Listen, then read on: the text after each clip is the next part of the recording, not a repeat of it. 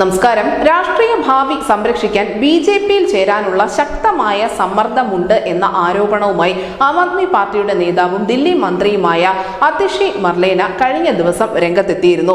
ബിജെപിയിൽ ചേർന്നില്ല എങ്കിൽ ഒരു മാസത്തിനകം താൻ അറസ്റ്റിലാകുമെന്നതാണ് ഇപ്പോഴത്തെ അവസ്ഥ എന്നുകൂടി ദില്ലിയിലെ വാർത്താ സമ്മേളനത്തിൽ സംസാരിക്കവേ അതിഷി വ്യക്തമാക്കിയിരുന്നു.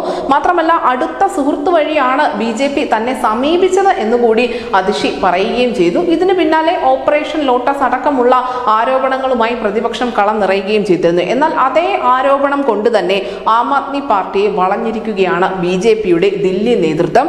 ബിജെപി തന്നെ സമീപിച്ചെന്നും പാർട്ടിയിൽ ചേരണമെന്നും അല്ലെങ്കിൽ ജയിൽ ശിക്ഷ അനുഭവിക്കേണ്ടി വരും എന്നുമൊക്കെ പറഞ്ഞ വിഷയത്തിൽ അതിഷിക്ക് വക്കീൽ നോട്ടീസ് അയച്ചിരിക്കുകയാണ് ബിജെപിയുടെ ദില്ലി നേതൃത്വം. ഇത്തവണ അതിഷി രക്ഷപ്പെടില്ല, പറയുന്ന കാര്യങ്ങൾക്ക് കൃത്യമായ തെളിവ് ഹാജരാക്കേണ്ടതുണ്ട് എന്നുകൂടി ദില്ലി ബിജെപി നേതൃത്വം ആരോപിക്കുന്നു.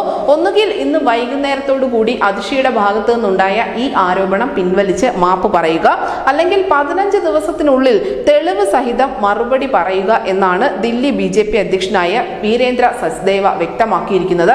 അങ്ങനെ അതിഷി മർലേന എന്തുകൊണ്ടാണോ ബിജെപി ആക്രമിക്കാൻ ശ്രമിച്ചത്, അതേ ആയുധം കൊണ്ട് തന്നെ ബിജെപി ഇപ്പോൾ തിരിച്ച് ആം ആദ്മിയെ ആക്രമിച്ചിരിക്കുകയാണ്. നമുക്കറിയാം, ഇതിനു മുൻപും അരവിന്ദ് കെജ്രിവാൾ ഉൾപ്പെടെയുള്ള നേതാക്കൾ ബിജെപിയുടെ ഭാഗത്തു നിന്നും ഇത്തരം സമ്മർദ്ദമുണ്ട്, അല്ലെങ്കിൽ തന്റെ MLA-മാരെ ബിജെപി വിലക്കെടുക്കാൻ ശ്രമിക്കുന്നു തുടങ്ങിയ ആരോപണങ്ങളും ഒക്കെയായി രംഗത്തെത്തിയിരുന്നു. ആ സമയത്തും ബിജെപി നേതൃത്വം പറഞ്ഞത് നിങ്ങൾ കൃത്യമായ തെളിവ് നൽകൂ എന്നായിരുന്നു. പക്ഷേ ഈ നിമിഷം വരെയും അത്തരത്തിലുള്ള ഒരു തെളിവും പുറത്തുവിടാൻ ആം ആദ്മി പാർട്ടിക്ക് സാധിച്ചിട്ടില്ല.